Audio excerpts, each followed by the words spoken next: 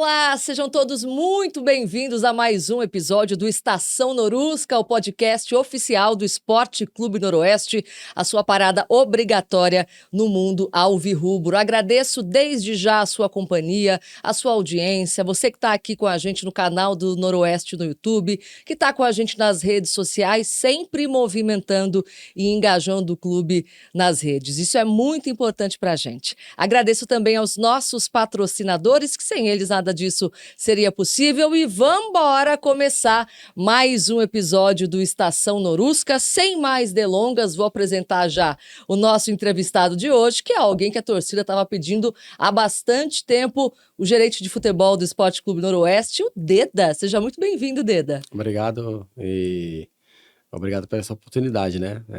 Eu também queria muito participar.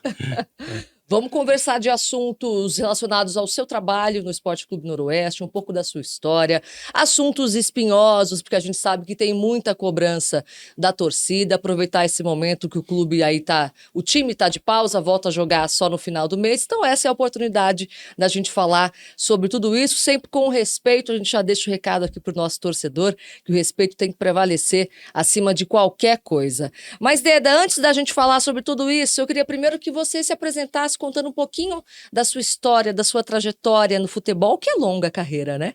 Eu fui atleta profissional dos 17 anos até 42, né? Encerrei aqui no Esporte Clube Noroeste, foi a minha segunda passagem. A minha primeira foi no Campeonato Paulista de 2007. Eu joguei em 10 clubes no total, né?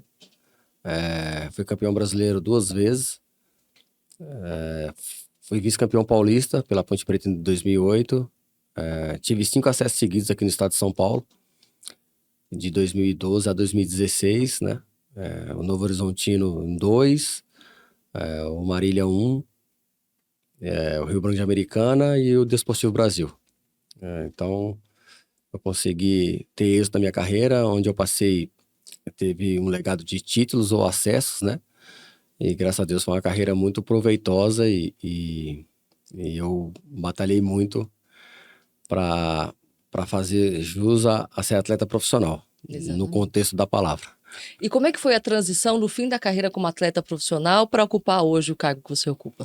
Eu encerrei aqui no Esporte Clube Noroeste e fui fazer curso de gestão esportiva, né? Fui fazer curso de treinador de futebol, mas não é a área que eu queria. Eu nunca pretendi ser um treinador, fiz mais por ter o curso mesmo, né? Mas aí um ano e pouco depois, o presidente da época, o Estevam Pegoraro, me fez o convite. E como eu tinha encerrado aqui, né, eu já sabia mais ou menos o que se passava nos bastidores do Esporte Clube Noroeste, e isso me ajudou bastante a tentar organizar, né? Precisava de ajuda de todo mundo, foi o que eu falei na época, e a gente organizou e foi batendo na trave aí com acessos. Depois obtivemos os acessos, né, para a Série A1, e agora o nosso objetivo maior é buscar a divisão nacional. E por que você não quis ser treinador? Por que você falou que não era assim o seu objetivo? O que não te agrada nessa função para que você a exerça? Eu não me vejo treinador. É essa função que eu faço de ser um gestor, né? Claro que eu sou um coordenador, um gerente de futebol, um coordenador técnico. A gente tem que mapear todos os setores do clube, né? E mais os atletas. Tem que estar interligado, nós temos que melhorar a performance de atleta, melhorar os setores do clube, né? A alimentação com parte física, parte mental, com performance de atleta. Então a gente, com nutrição, né? Então a gente consegue interligar todos esses, e isso é um desafio que, na minha opinião, é um desafio também muito bom. Gigante, né? Porque o treinador, ele fica com o foco só ali dentro de campo. O seu trabalho é um trabalho de gestão que tem que botar ordem na casa, né? Tudo passa por você, Deda. E eu fui o treinador do acesso da Série A2 para a Série A1, né?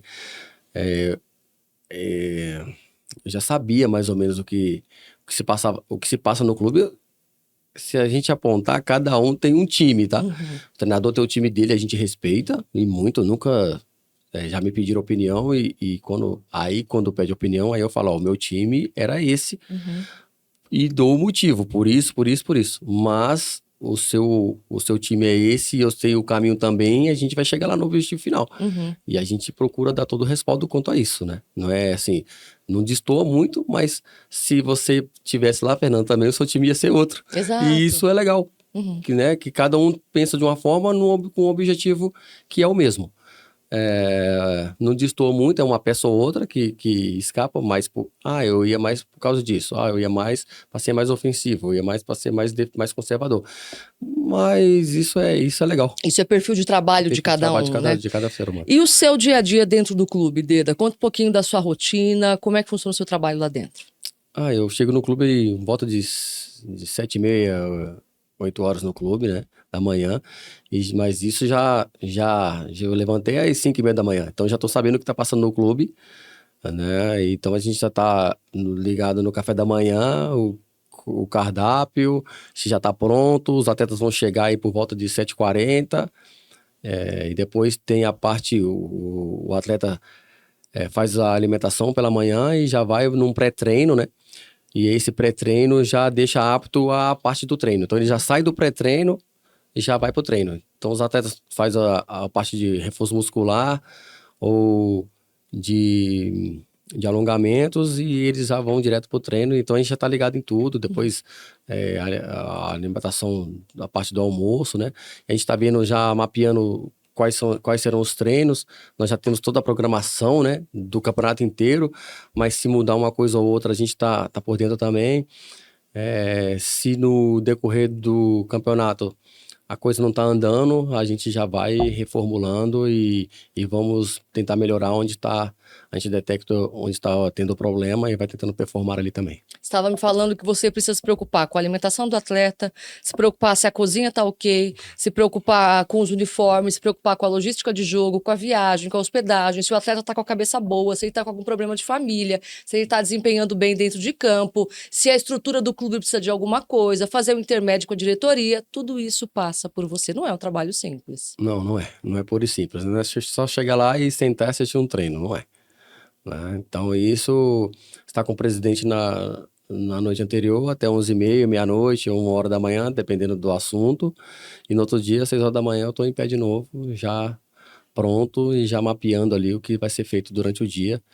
E tentando detectar, né? Você tá ali vendo e são 25, 28 atletas e sempre um ou dois destoa um pouco e você tem que trazê-los, porque você não pode focar só em 11, né? 11 atletas vão ganhar um jogo, mas para conquistar um acesso ou para conquistar uma permanência numa divisão, você precisa de todo mundo. Precisa de todo mundo, com certeza. Agora, Deda, falando da sua carreira como jogador, qual foi o momento mais importante que você traz assim na sua memória vestindo a camisa do Norusca? Nós perdemos um título do interior aqui dentro, cara, em 2007, que eu fiquei assim.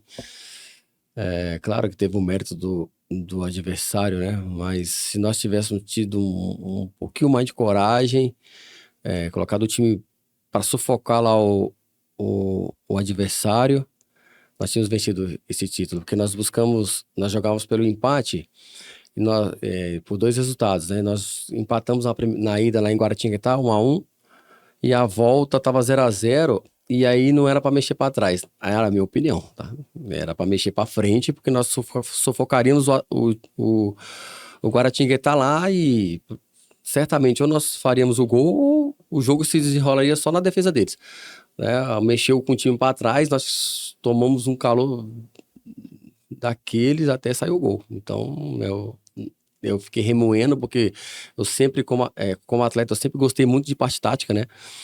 E eu fiquei remoendo depois ali aquela derrota. Eu falei, caramba, se a gente tivesse feito isso. E na época ainda eu dei o palpite de campo, né? Eu não era o capitão do time, era o Hernani, mas eu falei pra ele, nós temos que mexer pra frente. Porque daí a gente faz isso.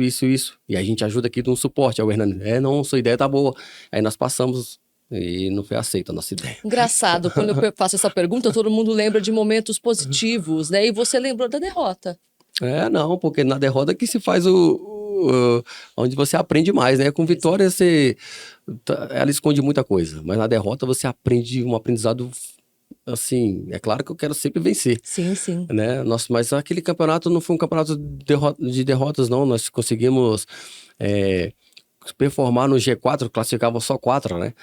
Nós conseguimos Foi um bom desempenho. performar no G4 por muito tempo no campeonato. Aí depois que nós saímos do G4 e aí chegamos na final do interior e nós eliminamos a Ponte na semifinal e a final com o Guaratinguetá foi esses 2 jogos muito duros aí. E como gerente, como gestor, qual o momento mais marcante na sua carreira até agora? Foi aquele acesso ali da Série A1, né? Foi assim muito, muito legal. É claro que nós tivemos o título da Série A3, que foi o acesso da Série A3 também, se a gente tirar da memória aí, nós tiramos um 2-0 contra, né? Tínhamos ido lá em São Bernardo, perdemos o jogo por 2-0 e aqui em Bauru conseguimos empatar o jogo, só que a melhor campanha levava o acesso e a gente conseguiu o acesso. Na divisão da Série A2 para A1, aí foi aquele jogo difícil e nós tínhamos ganhado o jogo aqui, sofremos aquela derrota lá. Mas se eu contar uma história para vocês aqui rápida, quando a gente foi decidir a vaga com o São Bento, eu estava na concentração e aí no almoço, o jogo era à noite, né? No almoço eu tava conversando com alguns atletas lá e aí eu falo assim pros atletas, caramba, você acredita que nós vamos ganhar o jogo que eu sonhei que a gente decidia a vaga com a Portuguesa Santista? Mas a gente não tinha nem jogado o jogo do São Bento. Mas você tinha sonhado? Tinha sonhado de verdade. Eu falei, e a gente decidia nos pênaltis, os caras, pelo amor de Deus. Aí eu falei, Carlão, você não batia pênalti não. Eu falei pro Carlão, não, você não ia bater o pênalti não. A gente decidiu o pênalti ia no gol de lá, cara, do outro lado, que nós decidimos no gol da entrada, né? No gol da Portuguesa. Nós decidíamos no gol onde tem a torcida visitante. Aí os caras deram risada. Pelo amor de Deus, que a gente não vá pros pênaltis, nem decida com eles, porque é difícil jogar no Eurico Mursa, né? Eu já joguei lá também. Aí eu falei, a gente deu uma risada ali e fomos pro jogo, aí passamos e depois pegamos a Portuguesa. Seu sonho foi premonitório. Você acredita que aconteceu isso? E no dia lá que empatou o jogo, eu tava muito tranquilo. Eu tava na beira de campo. Quem tá na beira de campo tá muito tranquilo. Quem tá fora...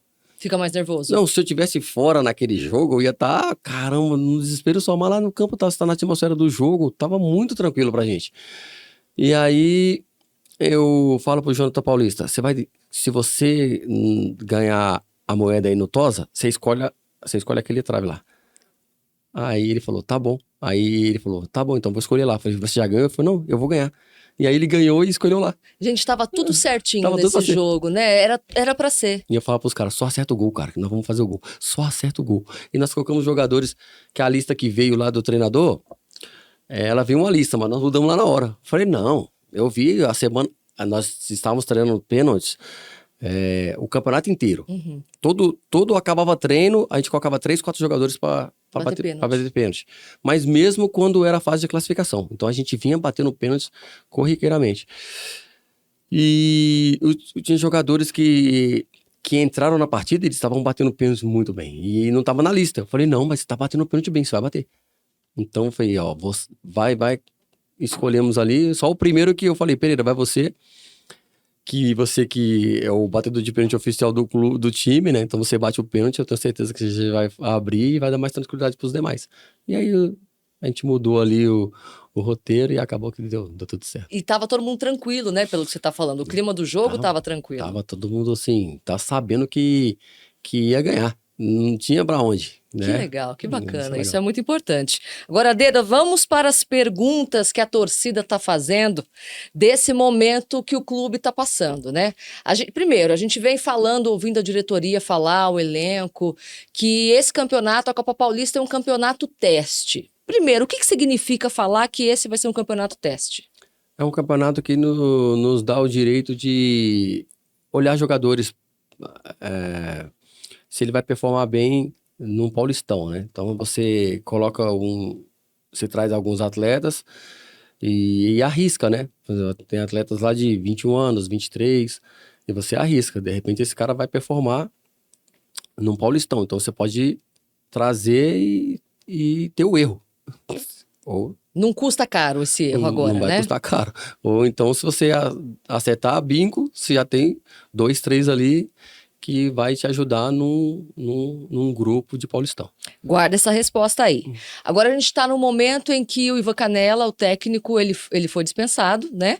E a gente está com o Pereira cuidando do elenco até o fim do campeonato ou até anunciar um novo treinador. Eu não sei dessa informação, tá? Eu não sei de nada aqui antes de vocês. Eu queria que você falasse para mim qual que é a estratégia nesse momento. Vai seguir com o Pereira, não vai? O fato de ter tirado do Canella, ter cumprido, né, o compromisso dele com o clube até agora, todo respeito pelo trabalho do Canella. O que isso significa para o elenco, para o time hoje, para os torcedores que estão perguntando isso? Nós tínhamos já... a gente falou que a gente precisaria de algumas peças, né? E a gente ia ver essas peças que ia acabar o campeonato, ia acabar a Série D do brasileiro, né? Alguns times iriam ser eliminados, iria sobrar jogador. A gente está mapeando alguns atletas da Série D, da Série C, que irão compor esse elenco. Então, nós sabemos que o começo ia ser difícil, né? Não ia ser tão fácil, porque nosso elenco, ele estava... nós preferimos trazer alguns jogadores de qualidade, mas deixar mais enxuto do que encher o elenco de muitos jogadores, né? Então, nós decidimos isso quando nós sentamos lá no planejamento da Copa Paulista. Vamos fazer assim, e lá quando começar o segundo turno da Copa Paulista da primeira fase, a gente vai conseguir trazer um atleta ou outro que vai dar uma cara nova para esse clube. E isso está acontecendo. A gente só não esperava que a gente fosse performar tão mal, né? Eu achei um primeiro turno muito abaixo, né, do que a gente aguardava ser. Para vocês também? Pra gente também. A gente esperava ser melhor, né? Os treinos mostravam que ia ser melhores. Mas, infelizmente, no jogo não se concretizou como se fosse no treino. Então... E por que vocês avaliam que o desempenho dentro de campo não foi tão bom quanto se imaginava?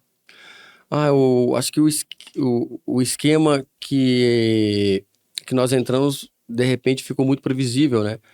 E nós tínhamos que ter variação de esquema. Alguns atletas também, eles machucaram, né? Tivemos aí a infelicidade do Matheus Goiás ter uma lesão de cruzada, era um jogador que iria fazer 2 ou 3 funções no campo, né? E não dá muita variação tática, né? E nós perdemos esse atleta.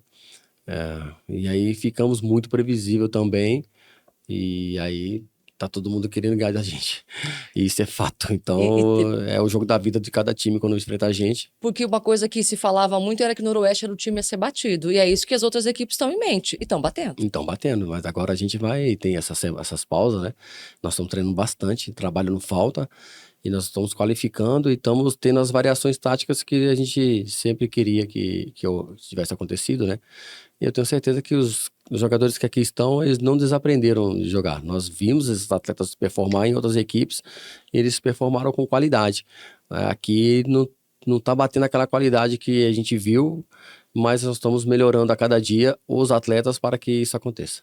E o Pereira tem previsão, expectativa de contratar um novo treinador durante a Copa Paulista ainda? O que você pode adiantar? O Pereira fica, né? E a gente não está preocupado nesse desespero todo de trazer um treinador, mesmo porque a maioria dos treinadores querem vir e figurar o Paulistão. Então, estamos disputando a Copa Paulista. Não pode pensar lá na frente se não fizer aqui, né? Então, o nosso objetivo é Copa Paulista, e isso a gente sempre está falando diariamente lá para os atletas, é Copa Paulista, porque nós temos que jogar. A Copa Paulista é um jogo diferente de Paulistão, é porrada, é jogo não tem VAR, então é meio que um vale tudo, e nós temos que performar porque a qualidade tem. Então, se a gente guerrear como todo mundo está guerreando contra a gente, a qualidade vai sobressair e nós vamos começar a ganhar os jogos. E uma coisa que a gente tem ouvido bastante de alguns torcedores mas a diretoria está falando que vai deixar para contratar depois, mas aí acaba a Copa Paulista, os melhores jogadores ou treinadores já têm compromisso com outros clubes e não sobra nada para o Noroeste. É uma preocupação ou não? Não, mas também não é assim, né? Quem é que vai vir? Se você quer jogador pro Paulistão, jogador de qualidade, ou ele tá na B, né? Na Série B, ou na Série C para subir. Na Série A, a gente sonha com jogadores de Série A, é um pouco mais difícil, porque na Série A eles rodam entre os clubes de Série A, isso é fato, né? Então a gente sonha, mas a gente tem que ter os pés no chão. No jogador de B, da Série B, é possível, e nós estamos mapeando muitos jogadores da Série B, e aí nós temos que esperar acabar, porque eles também, os jogadores dificilmente, eles vêm com contrato o antes do prazo. Antes de acabar lá, ou eles têm uma definição. Então, não adianta você vai falar, porque não... Porque o jogador tá esperando, porque ele sabe que ou ele pode ir para A ou para o B. Então ele também está aguardando. E tá aguardando. Agora, Deda, o torcedor que elogia, ele faz isso com a mesma paixão que ele critica. Às vezes até passando um pouco do ponto, né? Como você lida com essa resposta dos torcedores, com essa resposta da torcida? Porque, por exemplo, agora a gente está numa fase que faz parte, é óbvio, e que vem muita crítica. Às vezes crítica com embasamento, às vezes não. Assim como quando o time está numa fase excelente, também vem alguns elogios com embasamento, outros não. Como que você lida com essa recepção da torcida tão apaixonada pelo nosso Norusca? Não, se o torcedor criticar ali o seu papel no time, cara, isso é válido pra caramba, né? A gente respeita a crítica. Mas quando ele parte pro lado pessoal, o cara não sabe, o cara não me conhece, né? Então, já fico, já nem olho. Mas se o cara for me abordar de uma maneira legal, falar, pô, aí eu vou dar explicação pra ele, ó, por causa disso, por causa daquilo. Como eu dei informações pra torcida, expliquei o porquê que tinha poucos jogadores, né? E tive a paciência de explicar, porque eles me abordaram de uma maneira bem legal, né? Uma maneira sadia. Agora, se vier para partir para o lado de agressão ou algo, porque eu sou mais homem, não vai ter resposta nenhuma. Simplesmente, tá, fica aí com a tua agressão e eu tô saindo. Mas a gente procura sempre dar uma satisfação, porque o torcedor merece, Sim, né? sim. Dar satisfação. Mas também, como você se frisou, com embasamento, com lógica, né? Não adianta também querer loucura. Com respeito e educação, acima isso, de tudo, né? Claro. E uma coisa que a gente tem visto bastante nessa Copa Paulista é trazer os jogadores da base, que têm sido muito elogiados pelo desempenho deles, a base do Norusca, que está arrasando, sub-15, sub-17. A gente está vendo aí os meninos jogando muito. E os jogadores que vieram, né, da base para o profissional também têm tido um bom desempenho, né, Deda? Esses testes são importantes, principalmente agora que é o campeonato teste. Então, a gente tá... É claro que a gente não pode colocar todos aqui, né, no time de cima, mas sempre, toda semana, tá subindo um ou outro e a gente procura dar variações ali para os atletas. Até os jogadores do 15 estão performando no profissional, para eles verem ali o momento, como que funciona, o vestiário, a cobrança, porque treino é cobrança. Tudo ali você tem cobrança. Então você divide os times, é um time contra o outro, não é mais o Noroeste. Então quando você divide os times no treino, tem arranca-rabo e os jogadores estão também vendo como que funciona isso. Muitas vezes, antes de trazer o atleta, eu reúno alguns atletas, né, ou todos do profissional, e falo, vou trazer um menino do sub-15 amanhã. E é claro que para haver cobrança nele também, mas é claro que de uma maneira muito mais moderada, porque é um menino é uma criança ainda, um sub-15. Mas é um menino assim, fora da média, e eu quero que ele performe aqui. Vocês não vão dar a colher de chá para ele, mas também cuidado para não machucar o jogador. E é importante para ele ter essa vivência do profissional, Claro, né? Entrando nesse mundo. Já performaram 2 do sub-15 no profissional. E foram assim, nos treinos maravilhosos. A gente, até os profissionais falaram, caramba, esses moleques são bons. Dá orgulho, né? Dá orgulho. Agora, 2 perguntas para a gente encerrar aqui o nosso podcast. Primeiro, o que você passa para os jogadores, para o elenco, um pouco da sua experiência que você teve na sua carreira? Que tipo de mensagem você gosta de passar para eles no dia a dia? Porque é importante essa troca de experiência, né? Quando eu gosto... Se o time estiver performando bem, você nem vai escutar minha voz lá no vestiário. Eu fico quieto, quase as pessoas... Eu passo imperceptível. Mas quando tá uma fase ruim, aí eu apareço bastante, porque daí é a hora que você tem que chamar um aqui, chamar outro acolá, né? E a gente sabe praticamente de tudo, né? Então a gente chama o jogador no particular, explica pra ele como que funciona a cidade, como que não funciona, o porquê que ele não tá performando. Ou muitas vezes a gente ouve o atleta, ou se você está no lugar errado, tá no posicionamento do campo errado, se você quer mudar o seu posicionamento. E outras vezes não, é aquela conversa mesmo assim, olho no olho e ela sendo dura mesmo, né? Às vezes precisa fazer Não, o puxão de orelha, e né? no meio de todo mundo, né? Eu tive uma dessa aqui, esse recente, e teve que ser dessa maneira. Porque senão as coisas não vão só passando, fulano, por causa disso, por causa daquilo. A cobrança tá vindo e ela tá vindo pesada. Então a gente fala que a gente tá dormindo ali não, a gente tá ligado em tudo e a cobrança também, muito quando tem que ser enérgico, quando quer passar chamar, né, a gente chama no colo também, mas quando é pra bater, a gente sabe bater pesado. É isso aí. E para encerrar, queria que você desse um recado, pode olhar para essa câmera se você quiser, para a torcida, para os torcedores, para reforçar mais uma vez o trabalho sério que está sendo feito aqui no Noroeste.